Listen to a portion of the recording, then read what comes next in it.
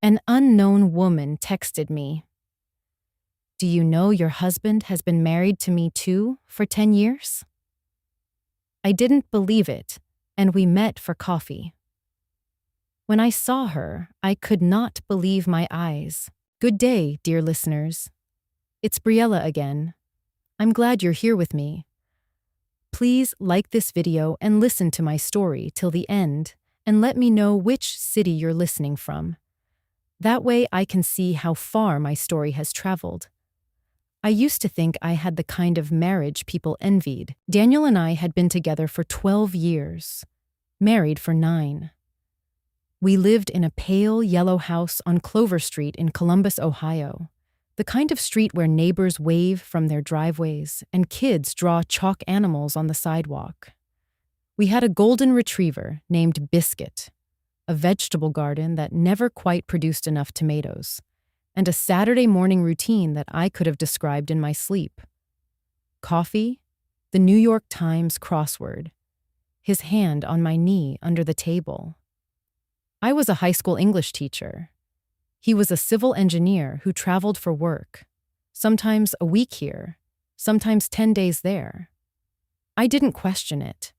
Infrastructure doesn't build itself, and Daniel had always been the responsible, steady type. At least, that's what I believed. Looking back now, I can pinpoint the exact moment the first hairline crack appeared. I just didn't recognize it for what it was. It was a Tuesday in March, about 14 months before everything fell apart. Daniel had come home from a supposed 2-week project in Charlotte, North Carolina. I'd made his favorite dinner, roast chicken with rosemary potatoes, and set the table with actual cloth napkins, the kind we only used when we were trying to make an occasion feel special. He walked in, kissed me on the cheek, and said the chicken smelled wonderful, normal, warm. And yet, something was slightly off in the way he moved through the house, too deliberate, like a man reminding himself where things belonged. He opened the wrong cabinet looking for a glass. He'd lived in that kitchen for 9 years. I told myself he was tired. The second crack came 2 months later, in May. I found a gas station receipt in the pocket of his jacket while doing laundry. The gas station was in Dayton, about an hour and a half from Columbus, on a Wednesday when he'd told me he was working late at his downtown office. I held that slip of paper for a long time, standing in the laundry room with the washing machine churning beside me. Then I put it back in his pocket, washed the jacket, and didn't say a word. I told myself there was probably a logical explanation. Maybe a detour, a client visit, something he'd forgotten to mention. I was very good at talking myself out of worry. Summer brought more small things. A phone left face down on the counter, which wasn't unusual on its own, but became a pattern. Weekend calls he took outside, pacing the backyard with his voice low. A name I didn't recognize appearing twice in his phone when it lit up with a text, R. Holloway. I asked once, casually, who that was. A contractor I'm working with, he said, not looking up from his laptop. I nodded. I chopped the bell peppers I'd been holding and said nothing more. I think the worst part, when I look back, is not what Daniel did. It's how hard I worked to not see it. By October, the absences had grown longer. He was flying to Charlotte every 3 weeks now, sometimes staying 8 or 9 days. He always had explanations, delays, complications, project extensions. He always called every evening. He always came home with his dry cleaning done and his suitcase smelling of the same detergent we used at home. That detail should have struck me as strange. It never did. And then came November 4th. I was sitting at the kitchen table grading papers, junior essays on the Great Gatsby, the irony of which I only appreciated later, when my phone buzzed with a message from an unknown number. I almost didn't open it. I thought it was spam, or one of those robo-texts about a package I hadn't ordered. But I opened it. Hi, I know this is going to be a shock, and I'm sorry for that. My name is Rachel. I think we need to talk. I believe we are married to the same man. His name is Daniel Edward Marsh. He has been my husband for 10 years. I have proof. Please don't delete this. I'm not your enemy. I read it 4 times. Then I sat very still for what felt like a long time, listening to the sound of the refrigerator humming and Biscuit's nails clicking across the kitchen floor. My red pen was still in my hand. On the top essay on my pile, a student had written, "Gatsby believed in the green light, the future that year by year recedes before us." I put the pen down. I typed back, "Who are you, and how do I know this is real?" Her response came in under a minute. "Meet me for coffee. You'll know when you see me. I promise you'll understand." We agreed to meet the following Saturday at a coffee shop called Brood Awakening on High Street. Neutral ground, public place, somewhere I could walk out of if I needed to. I almost canceled 3 times that week. Every morning I woke up and thought, this is insane. This is some kind of scam. There's a rational explanation. Every evening, I watched Daniel across the dinner table, his familiar hands, his laugh at something on television, the way he always left one bite of food on his plate. And I thought, I know this man. I have known this man for 12 years. This is impossible. I didn't tell him about the messages. I didn't tell anyone. I went to work, taught my classes, walked Biscuit, and carried the weight of those words inside me like swallowed glass. He has been my husband for 10 years. Saturday came gray and cold, the kind of Ohio November that makes the whole world feel provisional. I drove to High Street alone. I sat in my car outside Brood Awakening for 11 minutes before I went in. I ordered a latte I didn't drink. I took a table near the window and watched the door. Rachel Holloway walked in at 10:03 a.m., and that was the moment I understood why she'd said, "You'll know when you see me." She was, I don't have a better word for it, a version of me. Not a twin, not a copy, but a woman built along the same proportions. Medium height, dark hair, olive-ish complexion, somewhere in her late 30s. She was dressed practically. A navy coat, flat boots, a canvas tote over one shoulder. She looked like a woman who graded papers or organized community fundraisers or knew how to parallel park on the first try. She looked, in other words, like someone Daniel would have chosen. The nausea hit me before she reached my table. She sat down. We looked at each other for a moment without speaking. Then she placed her phone on the table between us, screen up, and showed me their wedding photo. Daniel. Younger by a few years. Same smile, same slightly crooked tie. Standing beside a woman, beside her, in front of a courthouse in Charlotte, North Carolina. The date stamp on the digital file read September 14th, 2013. Daniel and I had married on June 7th, 2015. He had married Rachel first. I don't remember the exact order of words that passed between us in the next hour. I remember the coffee shop filling up around us, the noise of the milk steamer, a child laughing somewhere behind me.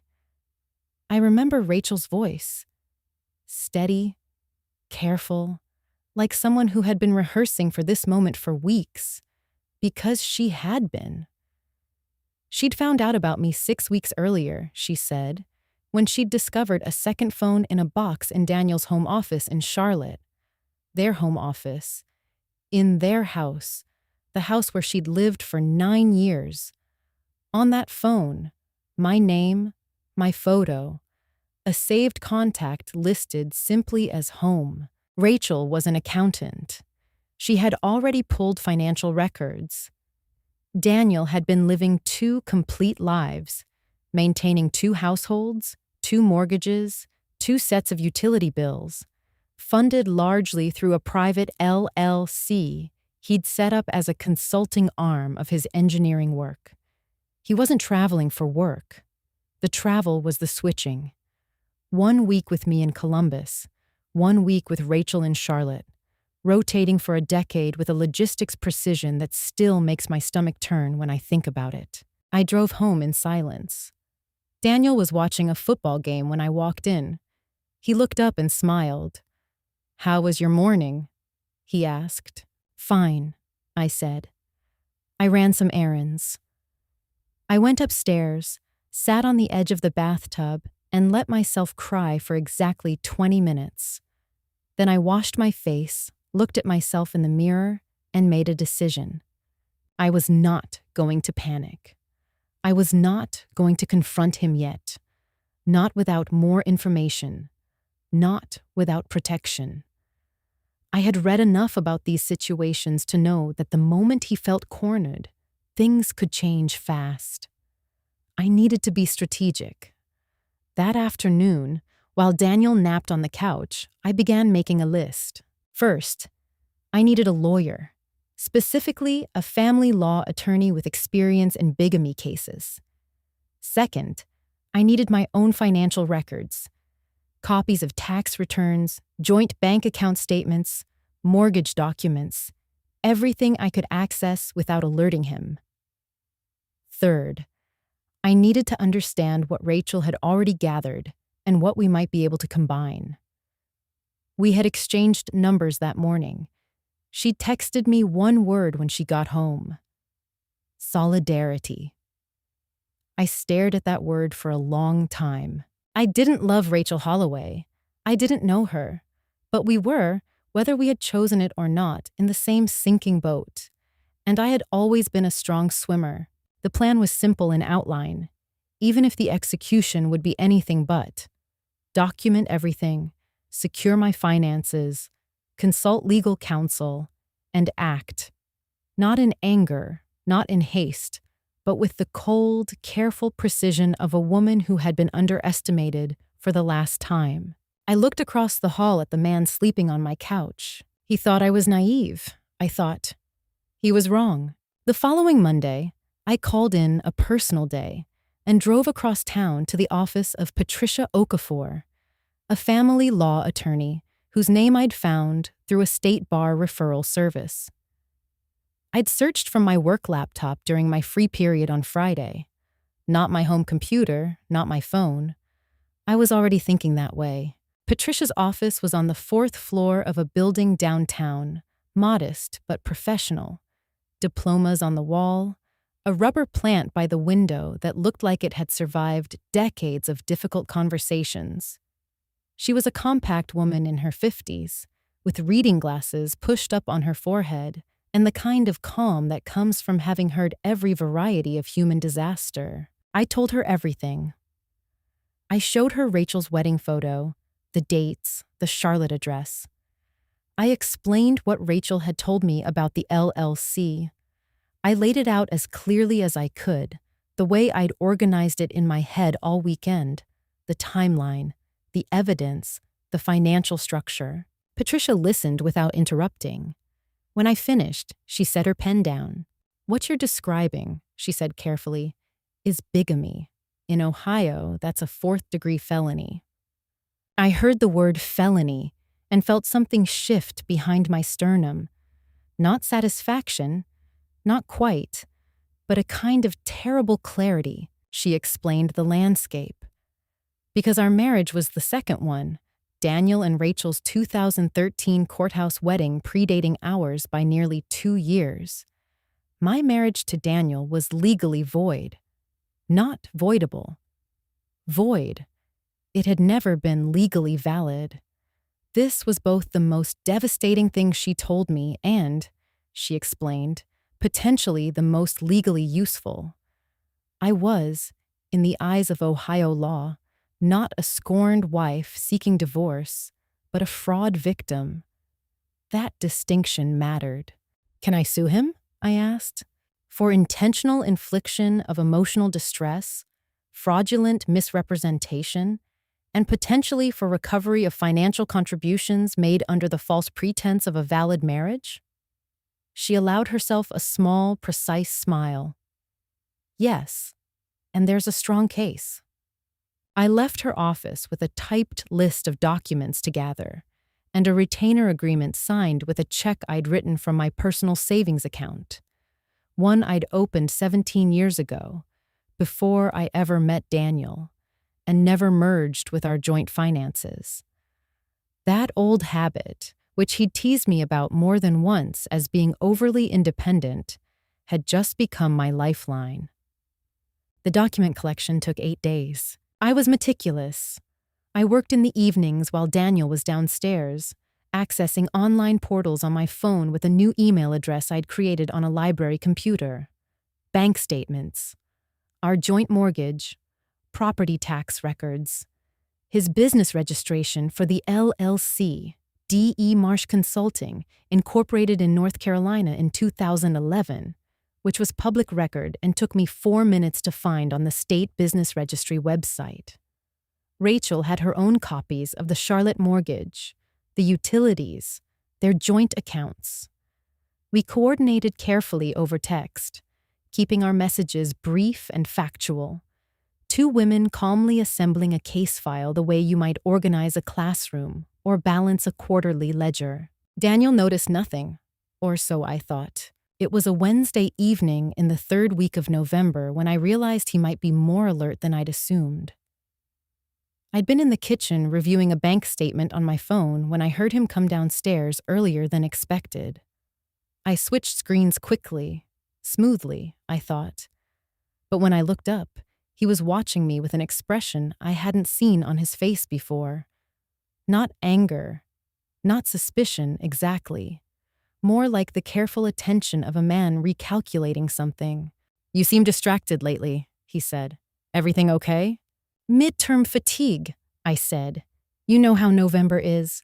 He nodded, made himself a glass of water, but he stood at the counter a beat longer than necessary, and I felt the back of my neck prickle. He was starting to notice the temperature change. The irrefutable proof came on the 22nd of November, 3 days before Thanksgiving.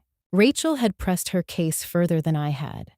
She was further along emotionally, having had 6 weeks more head start on grief. And she'd hired a private investigator in Charlotte to document Daniel's comings and goings.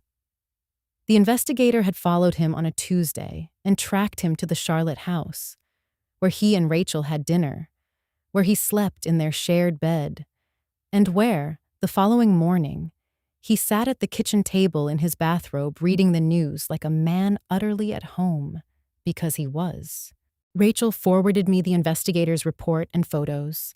Time-stamped, geotagged, legally obtained. I sat in my parked car in the school lot on my lunch break and looked at a photograph of my husband drinking coffee in another woman's kitchen, in the home he shared with his actual wife, wearing the bathrobe I had never seen before because he kept it in Charlotte. There was no explanation left to construct. There was no alternative story to tell myself. I forwarded the report to Patricia immediately. She replied within the hour, "This is your point of no return.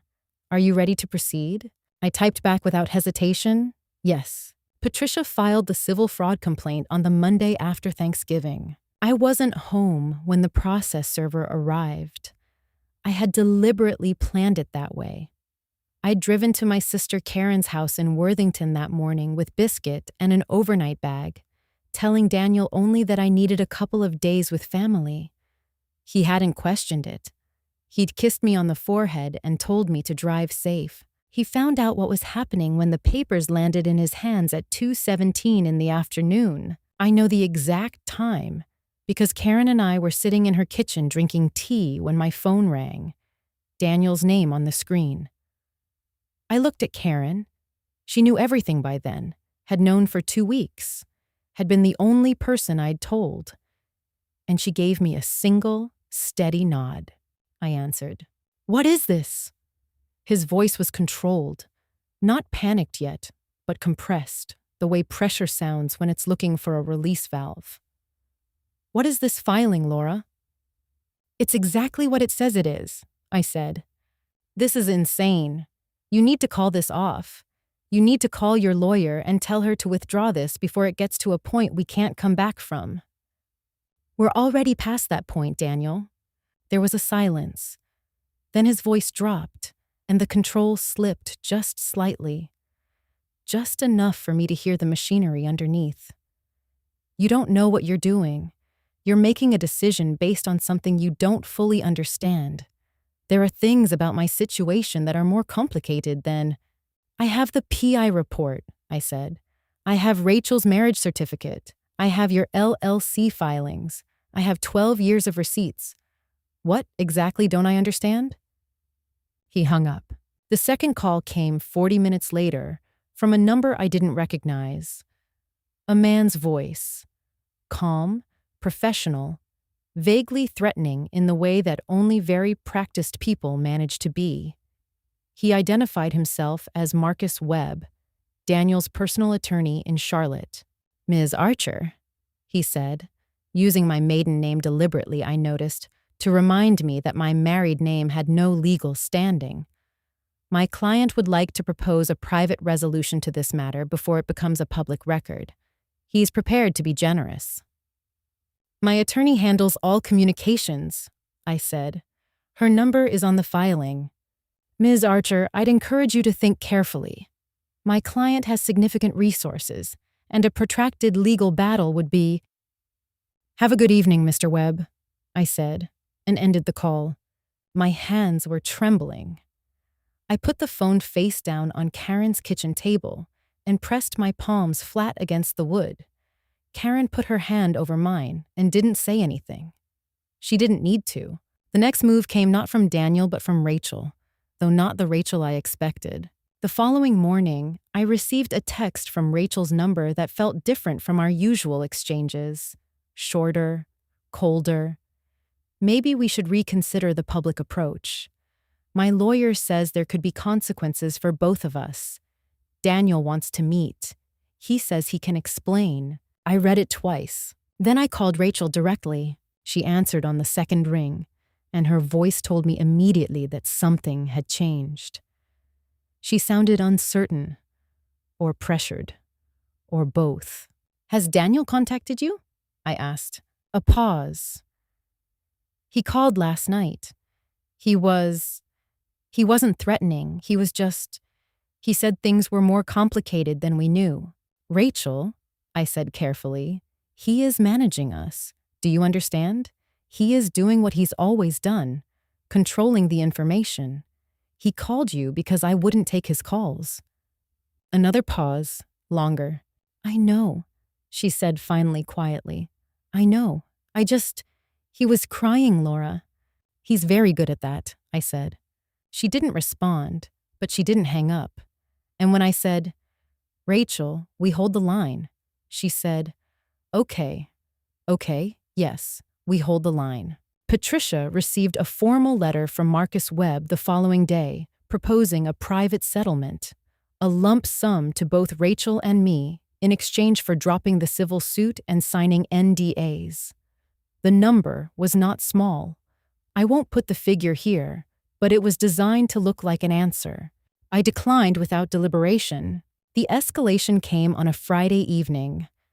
Daniel showed up at my school in the parking lot, at 3:45 in the afternoon while students were still filing out, and waited by my car. I saw him from the building entrance and stopped walking. He looked rough, tired, but his eyes were sharp. "You're going to embarrass both of us," he said when I reached the car. "You know what happens when this becomes public record? Our friends, your colleagues, my family. Everyone finds out, and there's no going back from that." "That's correct," I said. "Laura." His voice broke, just slightly, just enough. I made terrible mistakes. I know that. But destroying everything isn't the answer. I thought about 12 years. I thought about the Saturday crosswords. I thought about the way he'd opened the wrong cabinet for a glass. "You destroyed everything," I said. "I'm just filing the paperwork." I got in my car and drove away. That weekend, I went to a small rental cabin in Hocking Hills that Karen had booked for me. 2 nights, deep woods, no phone signal worth mentioning.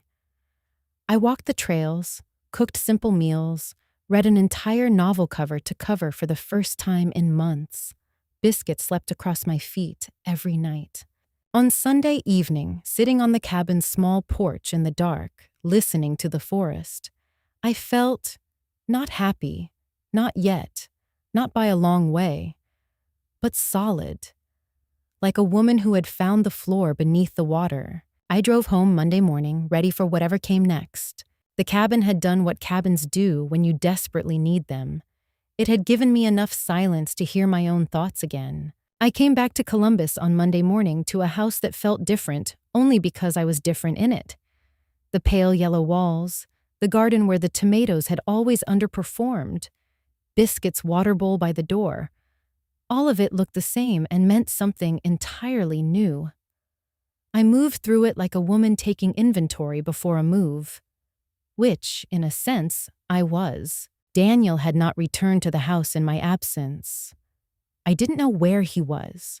Charlotte, a hotel. I neither knew nor particularly cared. And Patricia had advised me to document any attempts at contact and to avoid direct confrontations. His access to the property was legally complicated given our marriage's void status, and she was preparing a motion to address occupancy rights.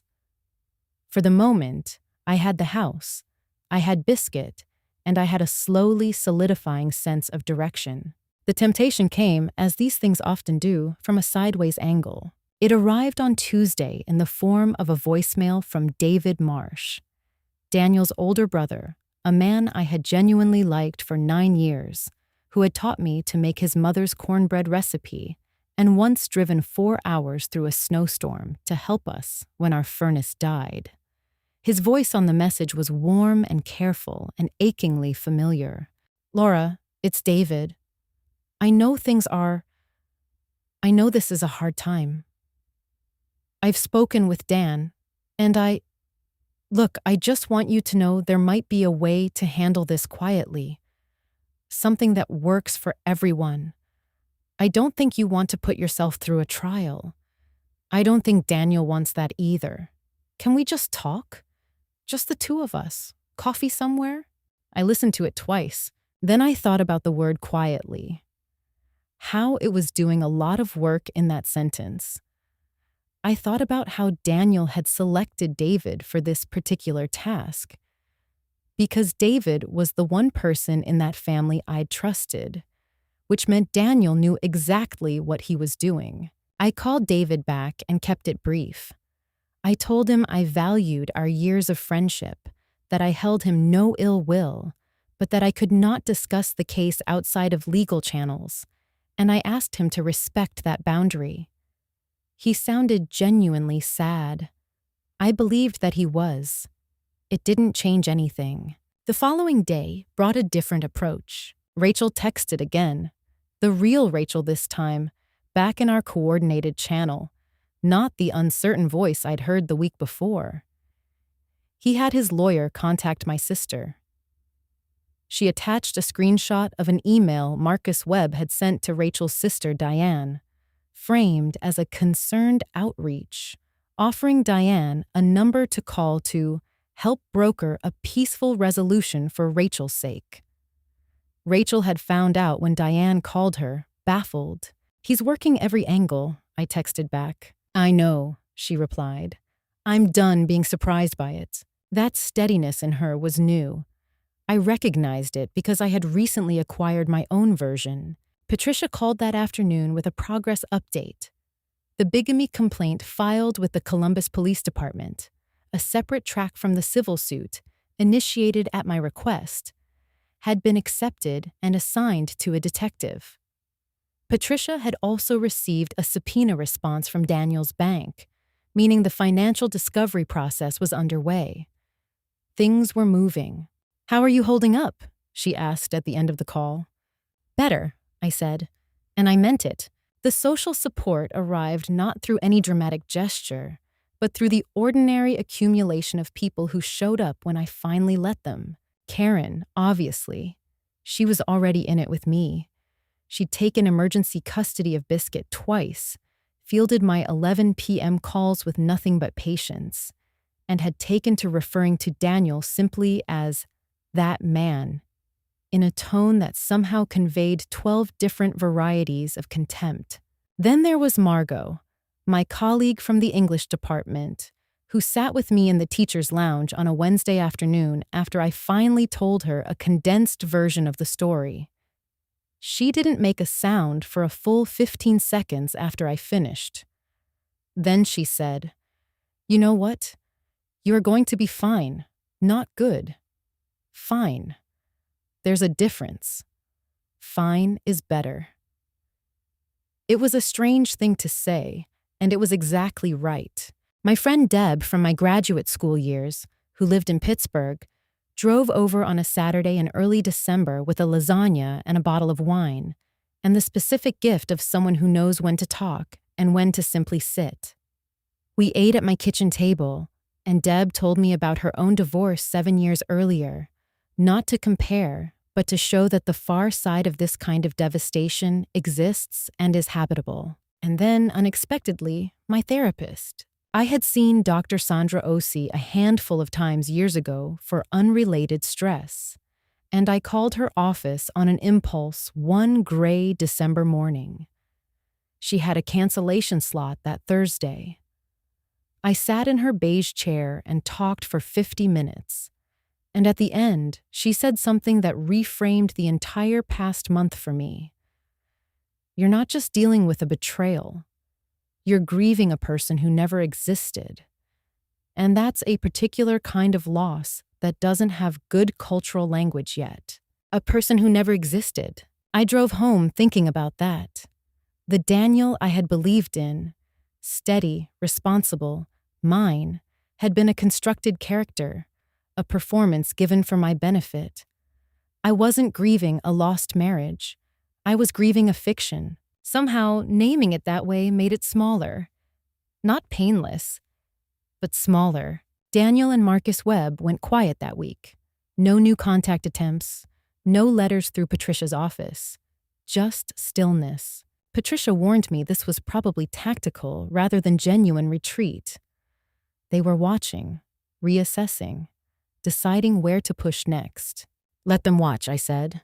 They came on a Saturday in December, 12 days before Christmas, when the world was doing its best to look cheerful, and I was doing mine to stay focused. Daniel didn't come alone. He brought Linda, his mother, a woman I had called Mom for 9 years, who had shown me the cornbread recipe in person, who had danced with me at what everyone present had believed was her son's wedding. She was 71 years old, wore her silver hair in a bun, and was one of the most emotionally intelligent people I had ever met, which was precisely why Daniel had brought her. They knocked. I opened the door because Patricia had not told me I was legally required to refuse them entry to a property I currently occupied, and because I wanted to see what this particular play looked like up close. We sat in the living room, the same living room where Daniel and I had watched movies, where Biscuit still claimed the left corner of the couch, where the Christmas cards from friends and colleagues were propped on the mantel like a small accusation. I sat in the armchair across from the couch. They sat together, close, Linda's hand on Daniel's arm. Daniel looked carefully put together, clean shave, the navy sweater I'd bought him 2 birthdays ago, a demeanor of rehearsed humility. Linda looked genuinely distressed, which I didn't doubt. Whatever Daniel had done, his mother was an innocent bystander in her own grief. "Laura," Linda began, "I love you like a daughter. I think you know that. And I am not here to excuse what Daniel did. But I am asking you to consider what a trial, what a public record, does to a family. to multiple families. I understand this is painful for you, I said. I mean that. Then can we please? Linda. I kept my voice gentle but even. I have thought about this more carefully than I have thought about almost anything in my life. My decision hasn't changed. Daniel spoke then. He leaned forward, elbows on his knees, and his voice was low and measured. The voice he used when he was about to explain something to someone he considered to be overreacting. You're a teacher, Laura. You understand nuance. You understand that human situations are complicated. What happened between Rachel and me was, it had been over emotionally for years, long before you and I got together. I should have handled it differently. I know that. But what we had was built on my not knowing you had a wife, I said. You're reducing it. I'm clarifying it. I felt the first flicker of anger and let it pass through without feeding it. Daniel, I want to be precise with you. You are not here because you feel remorse. You are here because the filing has been accepted, because the detective has been assigned, and because your attorney told you that a sympathetic approach through family was the next logical step. I'm not saying that to be unkind. I'm saying it because it's true, and we are both too old for this particular performance. Something moved behind his eyes. Not anger, not yet. Something more like a man who has been playing chess and has just watched his opponent reveal they can see the board differently than he assumed. Linda tried once more. She reached across toward me, not touching, just extending. Laura, there are ways to resolve this privately. The lawyers don't have to be involved at this level. There are people, mediators. Patricia is handling all communications, I said. If you do this, Daniel said, and his voice had shifted now, the warmth evaporating like morning frost at noon. You will make an enemy of me. I want you to understand that. I have resources. I have a lawyer who does this for a living. You have a teacher's salary and a civil case that could drag for 2 years. Think about what that actually looks like for your life. There it was. I let the silence sit for a moment. Are you threatening me in front of your mother? I asked. Linda's face changed. She looked at her son. A quick, involuntary look of something I recognized as the specific horror of a parent seeing a child clearly for an uncomfortable instant. Daniel, she said quietly. He stood, pulled his coat from the arm of the couch. This was a mistake, he said. Probably, I agreed. They left. I closed the door and stood in my entryway, one hand on the deadbolt, and I felt it. A cold wave of something that was undeniably fear. He wasn't wrong that a prolonged legal battle would be brutal. He wasn't wrong that he had resources I didn't. These were real facts about real asymmetry, and only a fool would pretend otherwise. But the fear didn't paralyze me this time. It did something different. It sharpened everything. The way cold air makes outlines cleaner. I thought, if he were confident of winning, he would not be here. The visits, the voicemails through David, the letter to Rachel's sister. These were not the moves of a man holding a strong hand. These were the moves of a man trying to prevent the cards from being turned over. I went to the kitchen and made tea. I called Karen. I told her what happened. He threatened you directly, she said. More or less. Good, she said, with the particular satisfaction of someone who's been waiting for confirmation. Patricia needs to know about that. She was right. I texted Patricia a summary before I went to bed. Patricia replied at 7:30 the next morning. Documented. This actually helps us. The deposition was scheduled for January 14th in a conference room at Patricia's firm. A practical beige space with a long table, water pitchers, and the specific silence of rooms where recorded truth is expected. Present. Patricia and me, Marcus Webb and Daniel, a court reporter named Sheila, who typed with the unruffled speed of someone who has heard everything, and, because Rachel's civil case had been formally consolidated with mine, Rachel's attorney, a brisk woman named Gloria Tang, who had the focused energy of someone who billed by the 6-minute increment and intended every second to count. Rachel was not physically in the room. She was connected via video conference on a laptop at the end of the table, her face composed and still on the screen. Daniel arrived looking controlled.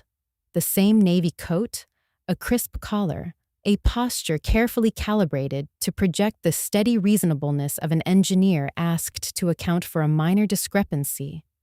Marcus Webb sat beside him, a yellow legal pad in front of him that he touched with the deliberate frequency of a man reminding himself to look prepared. I sat across from Daniel for the first time since his visit to my house. I did not look away. I don't know what he read in my face, but whatever it was made him look first at the water pitcher and then at his attorney. Patricia began methodically.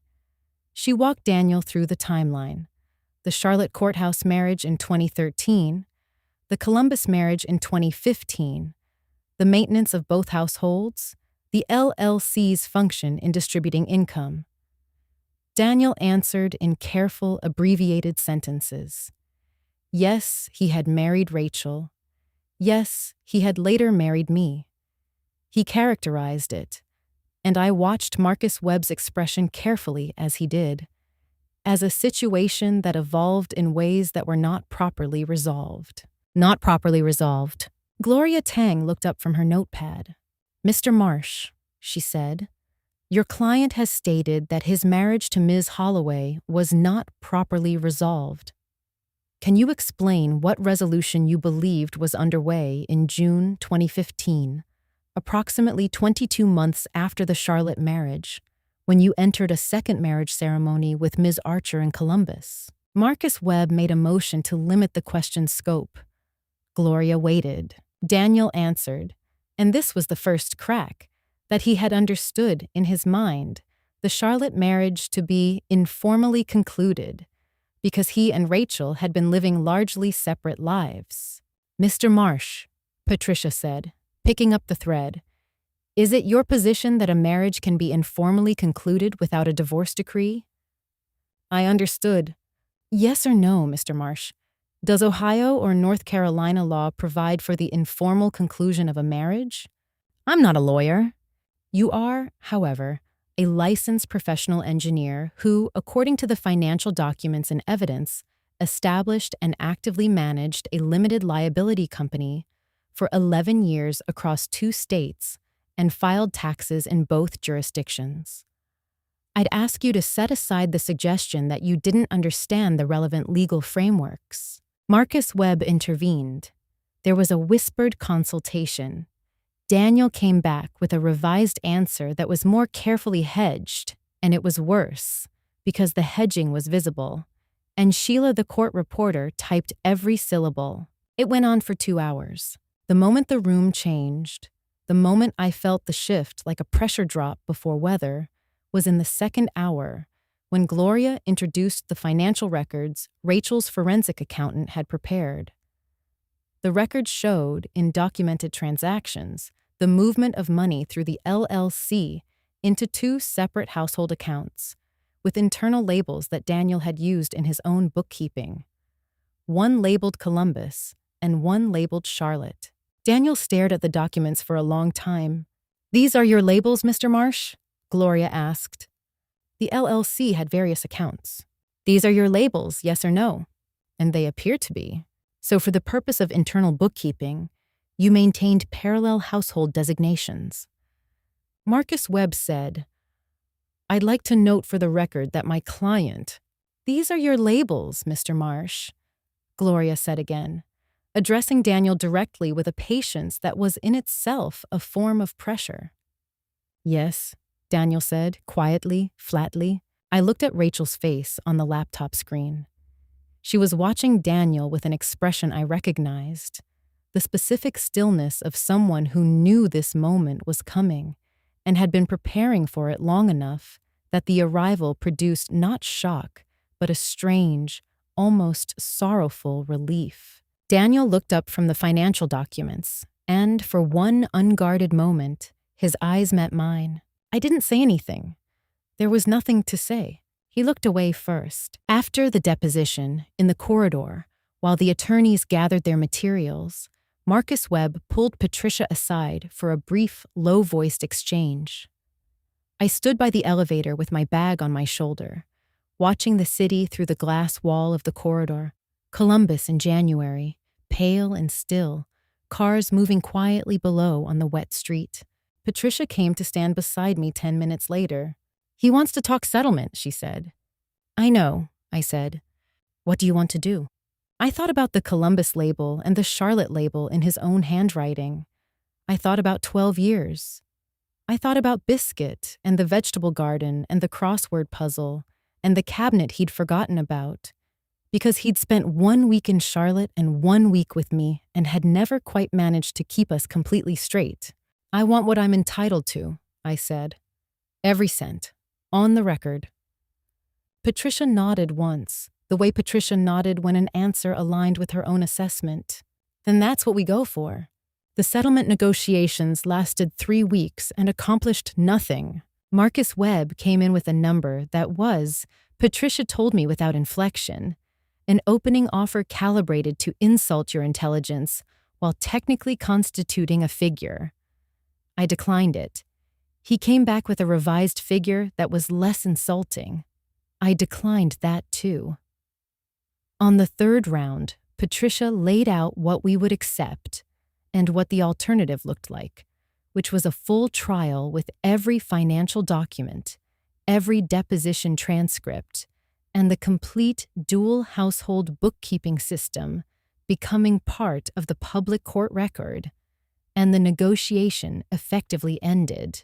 Daniel settled.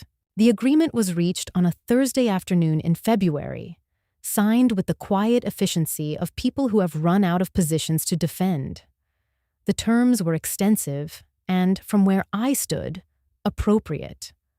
A lump sum representing my proportional contribution to the joint mortgage over 9 years, plus damages for fraudulent misrepresentation under Ohio law, plus a structured disbursement from the LLC, the entity that had, for over a decade, funded his parallel life at partial expense of contributions that should have been directed elsewhere. Rachel's settlement, negotiated by Gloria Tang simultaneously, was substantially larger.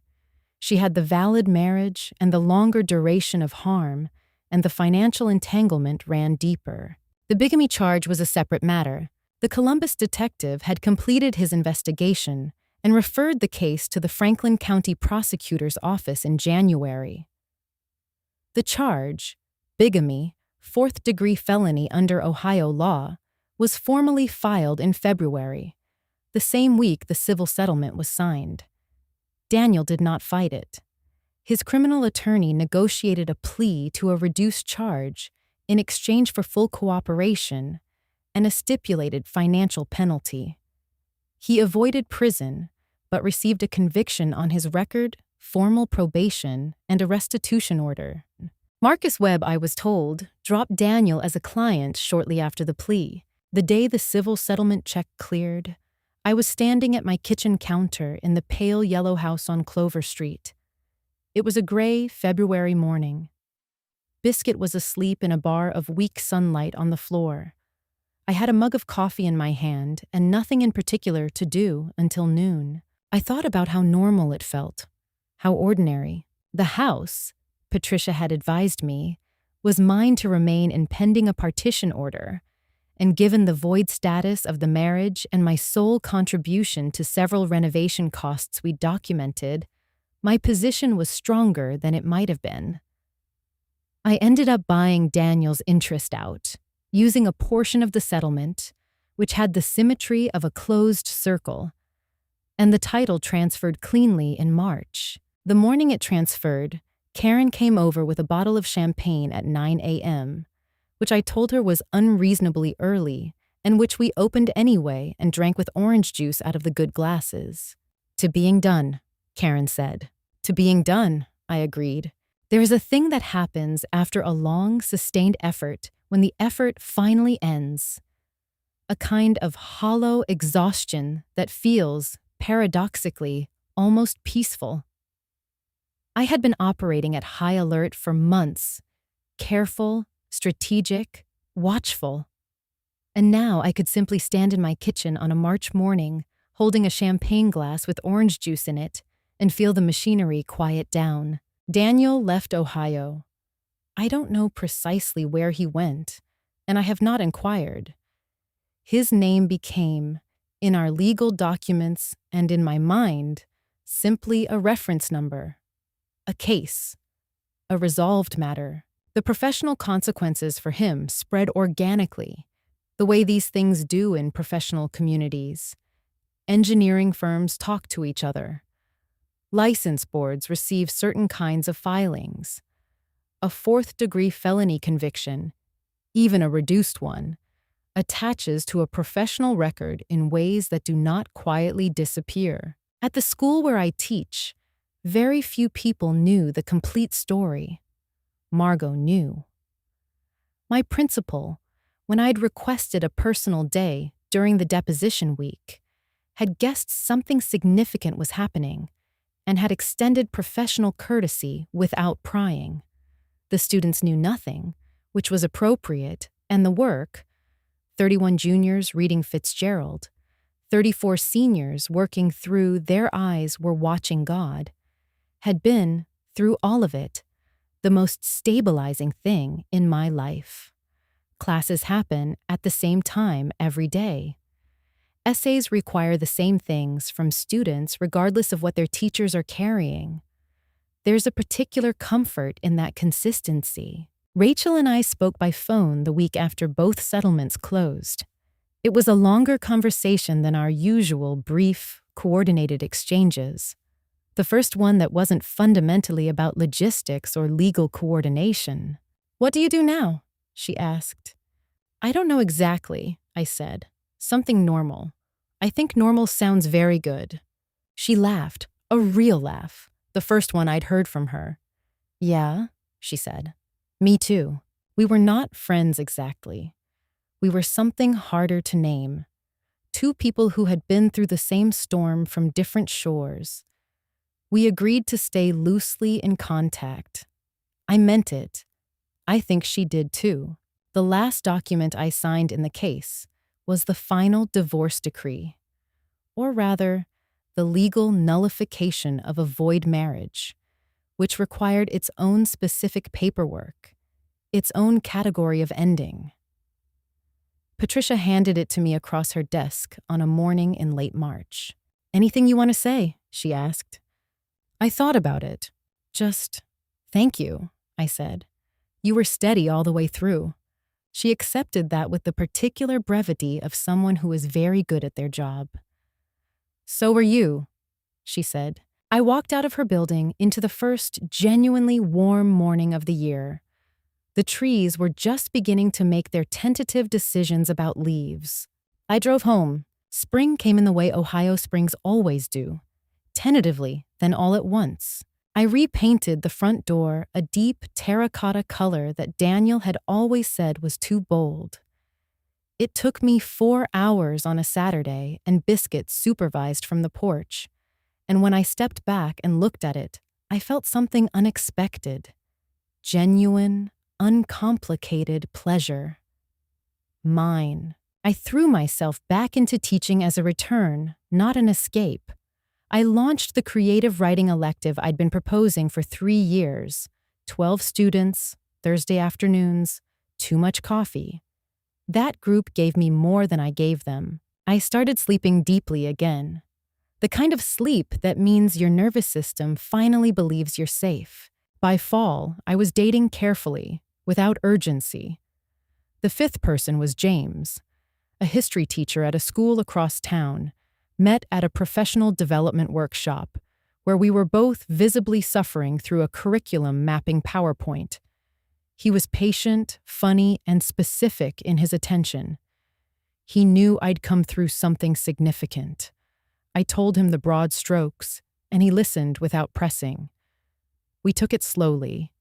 It was the right speed. By the following spring, Karen, Margot, and Deb had each given me their verdict independently.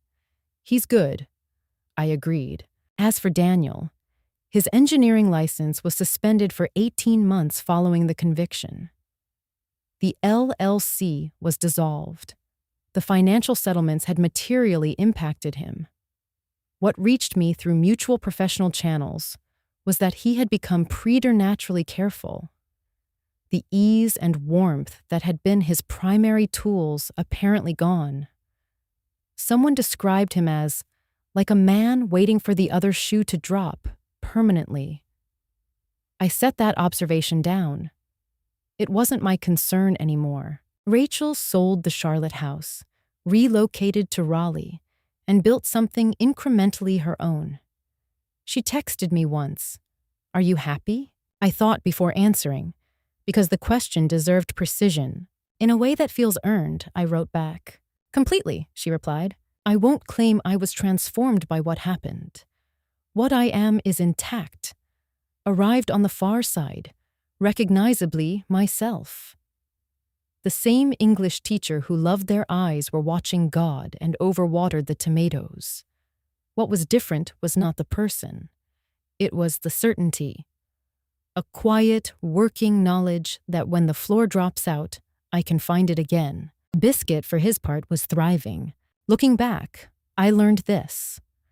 A lie sustained by your silence only survives if you keep cooperating with it. The moment I stopped cooperating, stopped explaining away the receipts, the cabinet, the careful distance, everything changed. I learned that legal counsel is not aggression. It is a language that certain situations require. And I learned that being underestimated is, in the end, a strategic advantage. What would you have done if a stranger sent you that message? If this story moved you, leave a comment below, share it with someone who needs to hear it, and thank you, genuinely, for staying with me to the end.